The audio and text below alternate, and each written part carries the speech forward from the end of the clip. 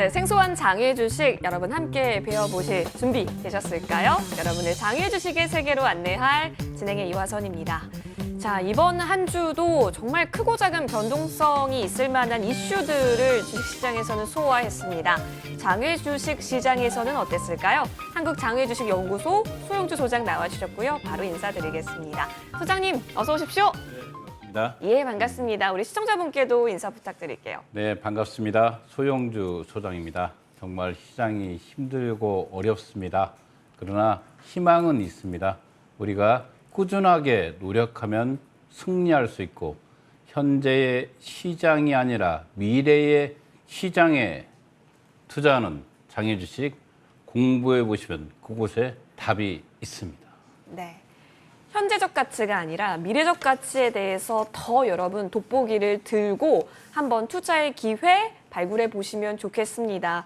가장 좀 쉽게 접근하고 또 어떻게 보면 안정적으로 접근할 수 있는 것이 이 장외 주식이기 때문에 지금부터 그 지혜를 모아가면 좋겠다는 생각이 듭니다. 한 주간의 이슈를 좀 살펴보면서 하나씩 체크를 해보죠. 먼저 우리 다양한 이슈들이 오늘 좀 산재에 있어서 빠르게 살펴볼게요. 야놀자의 실적이네요. 네, 그렇습니다. 2분기 연결 기준 매출액이 1,537억. 와. 전년 대비해서 거의 97%, 거의 100% 가까이 상장을 했습니다. 이렇게 크게 성장을 한 기업의 주가는 어떨까요? 연중 최저치로 떨어져 있습니다. 실적은 좋은데 주가는 또 떨어져 그렇죠. 있는 이럴 상황. 때 주식은 저평가되었다고 표현을 하고 있습니다. 그쵸. 얼마 전에 우리가 김종인 대표가 스톡 옵션 행사로 이익을 본 게 324억입니다. 야놀자의 직원들도 16억에서 17억 가까이 이익을 보고 있고 야놀자가 기업 문화가 상당히 독특하지만 상당히 자율적이면서 직원들에게 상당히 많은 인센티브가 지급되고 있는 회사입니다. 미래적 가치로 본다면 이 야놀자 전년 대비해서 거의 2분기 97% 가까이 성장했는데 주식은 연중 최저치를 기록하고 있기 때문에 눈여겨볼 필요가 있습니다. 그렇군요. 지금 실적이 좋은데 사실 주가가 가격이 낮다면 오히려 우리가 좋은 기회로서 활용하는 게 또 저평가된 부분으로서 접근을 하지 않습니까? 야놀자가 지금 현재 그 구간이라고 하네요. 추가적으로 체크해 봤고요.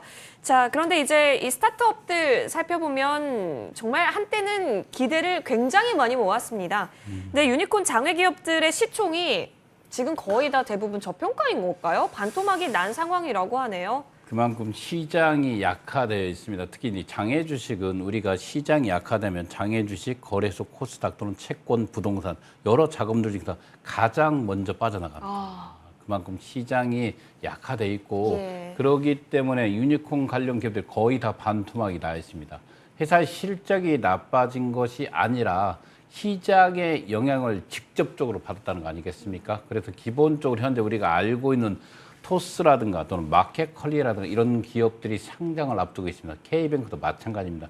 이런 기업들이 지금 IPO의 냉혹기에 과연 상장했을 때 제대로 평가를 받을 수 있는가 의문이 들고 있습니다. 기본적으로 시장을 주도했던 누닉 같은 종목들도 상장했을 때 힘을 못 쓰고 있습니다. 그러나 그 뒤를 이은 이커머스의 두 번째 주자 마켓컬리, 컬리의 상장이 눈앞에 있습니다. 과연 지금 이 시장에 상장을 가야 하는가를 놓고 고민할 것입니다. 마찬가지로 토스도 그렇고 지금 시장은 관망 상태의 분위기가 전반적으로 투자 심리를 악화시키고 있기 때문에 좀 더 지켜보면서 장외 주식을 투자할 필요가 있겠습니다. 좋습니다. 지금 구간 살 얼음판입니다. 이 상황 속에서 계속해서 저희가 그래도 집중하고자 하는 부분은 결국에는 끝끝내 가장 크게 필 그 꽃을 향해서 지금 발굴 시각 가져가고 있습니다. 자, 그래서 우리가 잘 피할 건 피하고 취할 건 취해야 할 것 같은데요. 네. 좀 헷갈리는 게 있어요. 플랫폼 쪽으로 좀 이야기 넘어가고 싶습니다. 네. 대혼동기라고 할 수 있겠습니다. 네, 그렇습니다. 우리 신사업 플랫폼 특히 네. 적자 성장 기업이라고 표현을 하겠습니다. 예. 이 적자 성장 기업들이 이 성장계에는 상당히 많은 투자가 유입됩니다. 그러죠? 너나 없이 투자를 하기 위해서 그쵸. 줄을 서 있죠. 그러나 지금 이런 정체기에는 정말 어렵습니다. 그래서 직원들, 작년에 시장을 확대했던 기업들, 신사 플랫폼 기업들이 지금 당장 자금이 없어서 힘들어하고 있는 게 사실입니다.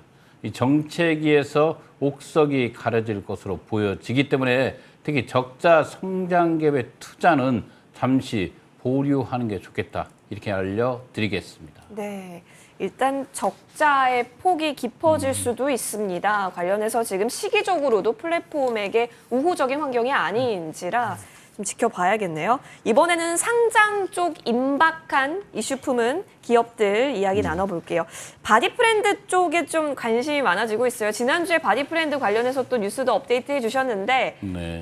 이번 주 어땠을까요? 요즘 그래서 바디프렌드의 가장 큰 궁금증 과연 이 기업 상장됩니까? 할까 말까. 예. 그렇죠. 그런 여러 번 지금 현재 재수의 3수를 거치고 있습니다. 바디프렌드가. 그러나 지금 현재 오너의 리스크, 이 리스크가 해결되지 않고는 네. 상장되기가 어렵습니다. 특히 지금 현재 사모펀드가 이 바디프렌드를 들고 있는데 상당히 좋은 실적들을 내고 있습니다. 그러나 지금 개인주들이 상당히 많이 포진되고 있는데 회사에서는 어떤 식의 상장 로드맵도 발표를 하지 않고 있습니다. 그래서 개인들을 위해서라면 상장의 로드맵을 발표하는 것이 좋겠다. 이렇게 말씀드리겠습니다. 또 하나의 이제 상장 관련해서 이슈 품은 기업이 있습니다. GNT 파마인데요.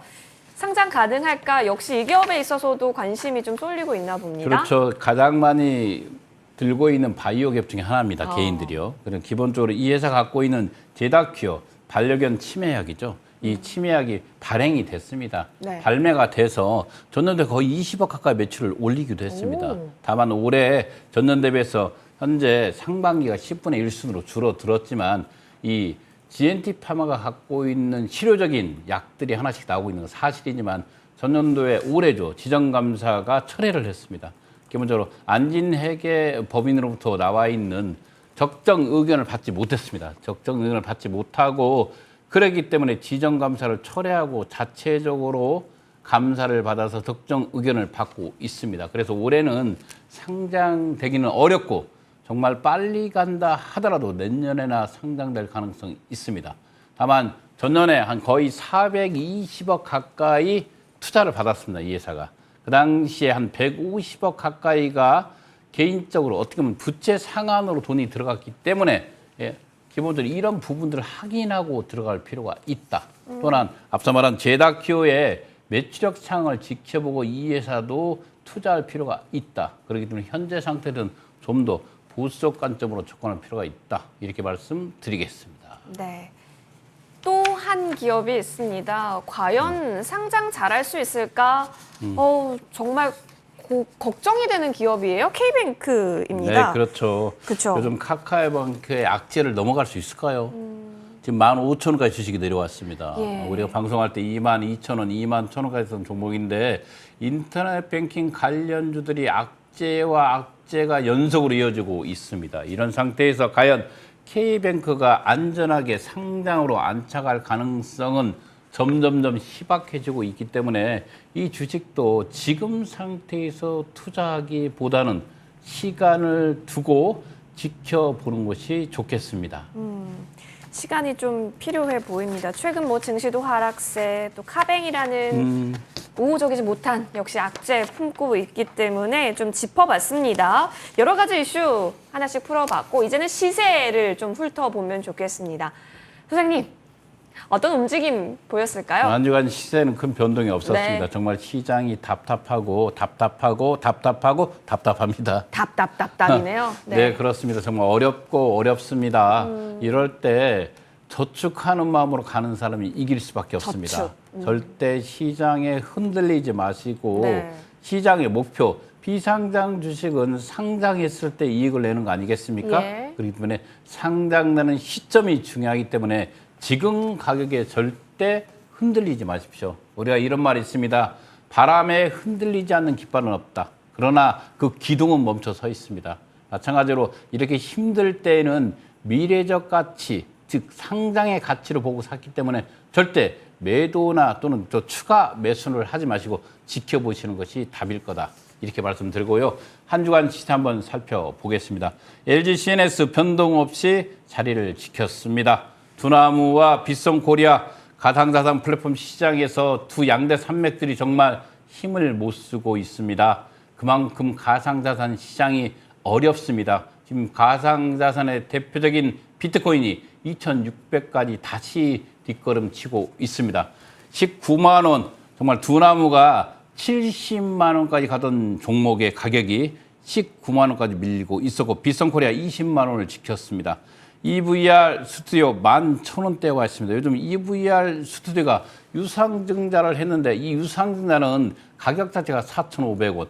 지금의 한 게 아니라 2년, 3년 전에 거래한 것을 지금 이 사람들이 실행을 하는 겁니다. 그래서 요 근래 제1객이 170억을 투자할 때 주당 15,000원에 투자한 단가가 적정 단가다. 이렇게 보시면 될 것 같고 지금 가격도 상당히 낮게 돼 있고 시장에서 유상증자 4,500원 가격은 지금 가격대의 권한이 아니라 3년, 4년 전의 가격대 권한이다. 이렇게 보시면 될 것 같습니다. 비바 리퍼블리카 54,000원 변동 없었고요. 야놀자입니다. 앞서 말한 야놀자 좋은 실적을 보였는데 주가는 연중 최저치 54,000원까지 밀려 52,000원까지 밀려 있습니다. K뱅크 지속적인 하락을 이어가고 있고 15,000원 선을 지켰습니다. 당근마켓 40만 원입니다. 요즘 당근마켓이 직원들이 스톡 옵션을 행사하면서 10주, 5주 이런 종목들이 10만 원, 20만 원대 거래되면서 주가가 출렁거렸지만 실효적으로 이 당근마켓 현재 40만 원 선을 지키는 것이 정답이다. 이렇게 보시면 될 것 같습니다. 야나도 84만 원까지 내려와 있습니다. 거의 90만 원을 지켰던 종목인데 그만큼 시장이 상당히 악화돼 있다. 이렇게 보시면 될 것 같고요. 컬리 상장을 앞두고 있습니다. 52,000원 신격하게 버티고 있고요. 앞으로 추가적인 마켓 컬리는 현재 김슬기 대표가 피소까지 되면서 상장 여부에 대해서 과연 올해 갈 것인가 아니면 내년에 갈 것인가에 대한 고민도 이어지고 있다는 것도 알아주시기 바라겠습니다. 네. 오아시스도 변동 없었고요. 현대 엔지니어링 51,000원까지 내려와 있습니다. 상당히 많이 밀려 있습니다. 바디프렌드 7,300원, 큐라티스 9,100원 자리 지키면서 한 주간 시세를 마치겠습니다. 예, 변동이 좀 크지는 않았던 상황 속에서 여러분 미묘했던 차이들 좀 느낄 수 있었던 이번 주 시세였습니다. 한마디로 보면 또 장기적인 관점이 그렇기 때문에 더 중요하겠다. 왜냐하면 거의 유니콘 기업들의 대부분의 주가가 반토막이기 때문에 아까도 말씀해 주셨다시피 저축의 관점으로 시장 바라보도록 하겠습니다. 자, 이렇게 잠시 정리를 하겠고요. 그러면 저희 Q&A 시간으로 바로 이동해 보죠.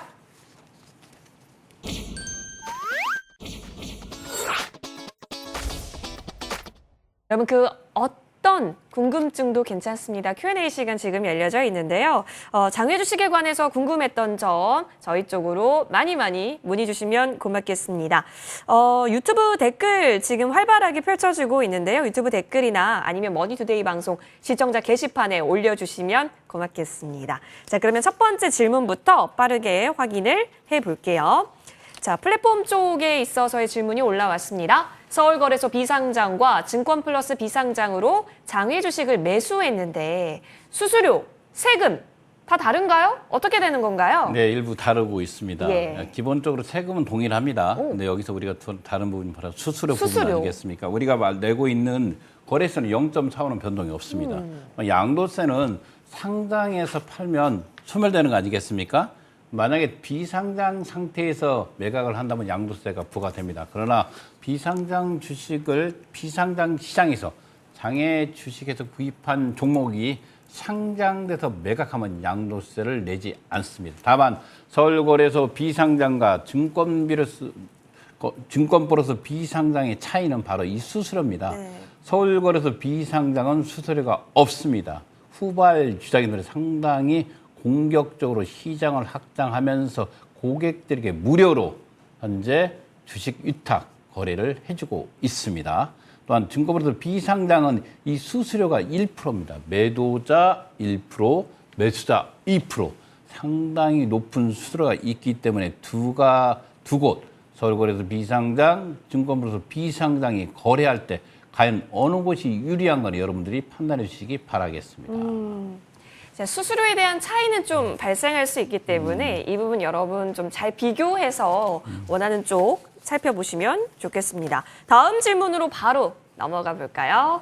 자, 두 번째 질문입니다. 서울거래소 비상장. 이거는 아까 전에 봤던 질문인 것 같고요. 다음 질문 넘어가 볼게요.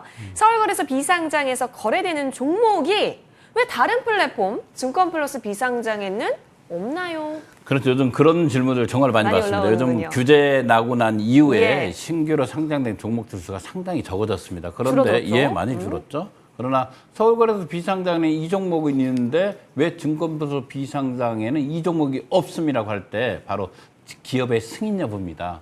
기업이 승인했을 때 서울거래소 비상장은 얼마 전에 컬리가 서울거래소 비상장에서만 거래가 됐습니다. 그러나 오늘부터 증권거래소 비상장도 컬리를 거래하는 것이 승인을 좀 늦게 받은 거죠. 그래서 기업의 승인 여부에 따라서 서울거래소 비상장에 있는 종목이 우리가 말한 증권거래소 비상장에는 없을 수가 있고 반대로 증권플러스 비상장에 있는 종목이 서울거래소 비상장에도 없는 종목이 있습니다. 기업의 승인 여부가 있기 때문에 여러분들 만약에 이 두 종목 서울거래소 비상장에서도 없고 증권거래소 비상장이 없다면 여러분들 알고 있는 사설 사이트 38 커뮤니케이션 또는 피스타 이런 곳에 들어가 보시면 있을 수가 있기 때문에 다양하게 플랫폼을 이용해서 거래하면 좋겠습니다.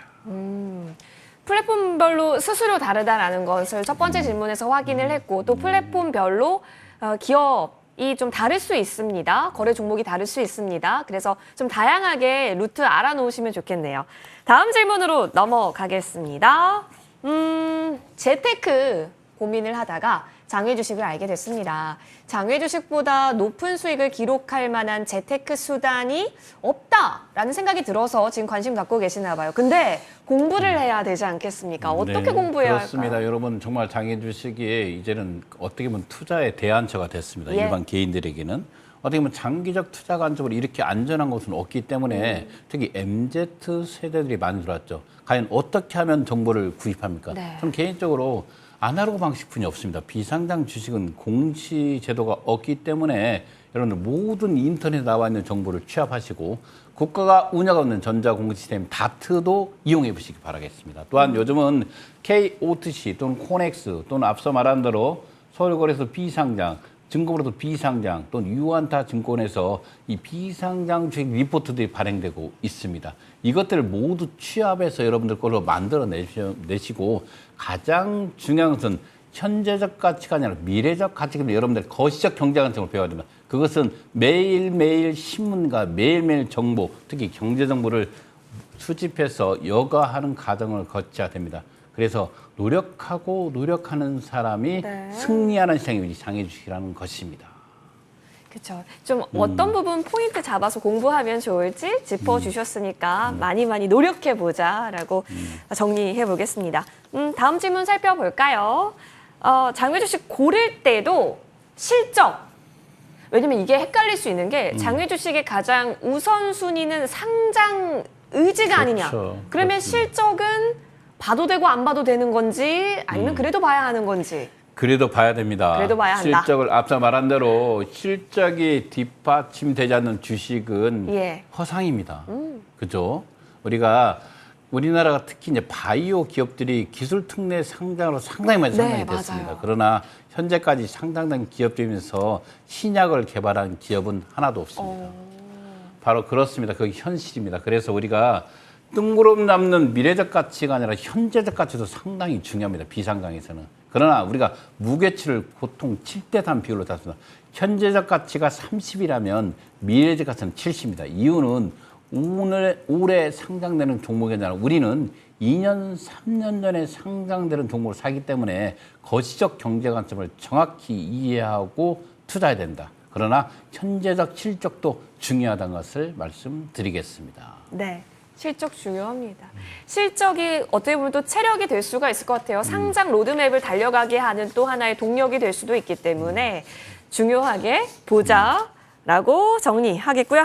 한 질문 더 확인을 해볼게요. 제가 바로 종목 욕심이 좀 났는데요. 왜냐하면 대장 종목들이 궁금해서요. 그렇죠. 저는 장애주식의 가장 큰 종목이 어디냐고 물어봅니다. 저는 개인적으로 LG CN에서 현대 엔진이 양대 산맥으로 보고 있습니다. 이 가장 큰 LG라는 그룹의 주식이 비상장에 있구나. 현대 자동차 그룹의 자회사 주식이 비상장에 있구나. 비상장이 그렇게 큰 시장. SK에코프렌트도 비상장입니다. 비상장이죠. 그렇죠. 예. 그래서 여러분들 알고 있는 것처럼 비상장 주식에는 대기업 주식들이 거의 20% 가까이 있습니다. 그래서 어떻게 보면 시장이 가장 안전한 곳에 있는 시장이라는 것을 인지해 주시기 바라겠습니다. 네, 좋습니다. 여러분 지금 구간 차곡차곡 열심히 지혜 쌓아서 우리 투자 기회 많이 만들어 보자고요. 그래서 바로 좀 강의 시간 준비했습니다. 우리가 장외 주식을 마주하기 위해서는요, 결국엔 플랫폼을 통해서 사고 팔고 또 정보도 얻을 수밖에 없습니다. 따라서 플랫폼을 오늘 좀 정리해 보면 좋을 것 같아요. 소장님 아까 전에 수수료가 플랫폼마다 다르다라고 했고 예, 좀 이 시간에 정리를 해볼까요? 정말 장외 주식을 살 때 가장 중요한 게 어디서 사야 됩니까? 아닙니까? 맞아요. 바로 어디서 사는 것이 바로 그게 플랫폼입니다. 여러분들 그 공인돼 있는 플랫폼이 있는 거라 저희 나라는 실제는 모든 주식은 증권사만 할 수 있습니다. 예. 다만 특례법에 의해서 우리가 한시적으로 서울거래소 비상장, 증권거래소 비상장 2년간 한시적으로 지금 운영하고 있는 것입니다. 그러나 우리가 공개적으로 나와 있는 것이 KOTC 또는 코넥스 이 두 시장이 운영하고 있는 공개적인 시장이다 이렇게 보시면 될 것 같고요. 그 여타 나와 있는 38 커뮤니케이션 또는 앞서 말한 대로 서울거래소 비상장 증권거래소 비상장 이런 기업들의 수수료 형태가 다 다르기 때문에 비교 분석해서 들어갈 필요가 있겠습니다. 한번 표를 한번 살펴보면서 지켜보겠습니다. 보면 매매 수수료 부분에서는 우리가 KOTC가 거의 0.0074%면 거의 정말 낮습니다. 낮기 때문에 저는 개인적으로 KOTC를 선호합니다. 또 양도세도 없습니다. 또 거래가 가장 안전한 곳이 바로 이 KOTC입니다. 그러나 KOTC의 가장 큰 장점이 뭐냐면 단점이 뭐냐면 바로 종목 수가 작다는 거 아니겠습니까? 종목 수만 많다면 KOTC만한 장외주식 거래 플랫폼은 없습니다. 가장 안전하고 가장 적은 수수료 또 가장 어떻게 보면 여러분들이 현재 증권거래소 또는 코스닥 똑같이 거래하는 곳이 경쟁률하듯이 거래하는 것이 바로 KOTC 이 코넥스입니다. 다만 이 두 곳이 거래 종목이 작다는 것이 단점입니다. 앞서 말한 대로 38 커뮤니케이션 같은 경우는 중개 수수료가 있습니다. 이 가격은 천차만별이기 때문에 어떻게 특정 지을 수는 없습니다. 반드시 A와 C 그 중간에 B가 끼어서 중개 수수료가 발생됩니다. 다만 이 38 커뮤니케이션의 가장 큰 장점은 종목 수가 정말 가장 많다는 것이고요. 단점은 거래의 안정성에 문제가 있다는 거 아니겠습니까? 그래서 반드시 38 커뮤니케이션을 이용할 때는 여러분들 주식을 먼저 받고 대금을 지급하라 이렇게 말씀드렸습니다. 예. 증권거래소 비상장의 장점은 안전성입니다.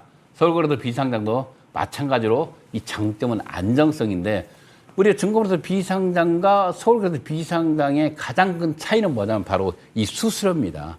매매 수수료가 매도자에게 1%, 매수자에게 1% 상당히 과도하게 집행되고 있는 것이 바로 증권거래소 비상장이고 이 매매 수수료가 없는 것이 바로 서울거래소 비상장입니다. 거래 방법은 동일합니다. 다만 서울거래소 비상장의 단점이 바로 위탁계약을 맺고 있는 신한금융투자입니다. 네. 신한금융투자가 상당히 어떻게 보면 많은 사람들이 증권기를 갖고 있지 않습니다. 우리가 보면 증권거래소 비상장은 삼성증권이란 큰 대형 증권사가 있기 때문에 거래가 활발한데 서울거래소 비상장이 이 신한금융투자가 발목을 잡고 있죠. 그래서 기본적으로 수수료가 없다는 조건은 있지만 다만 신한금융투자가 없는 것이 단점이다. 이렇게 말씀드리겠습니다. 비슷하듯 보이지만 그 속에서 다른 점들도 많이 보이고 있습니다. 그렇기 때문에 여러분 이 포인트들 좀 잘 분석해 놓고 있으면요. 나중에 거래할 때 있어서 또 알면 힘이 되기 때문에 짚어주셨습니다. 플랫폼 공부 잠시 해봤고요. 저희는 벌써 시간이 이렇게 흘렀습니다. 다음 주 목요일이면 또 추석 전입니다. 풍성한 한가위 보내기 위한 풍성한 정보들 들고 돌아오겠습니다. 여기서 인사드릴게요. 시청해주신 여러분 고맙습니다.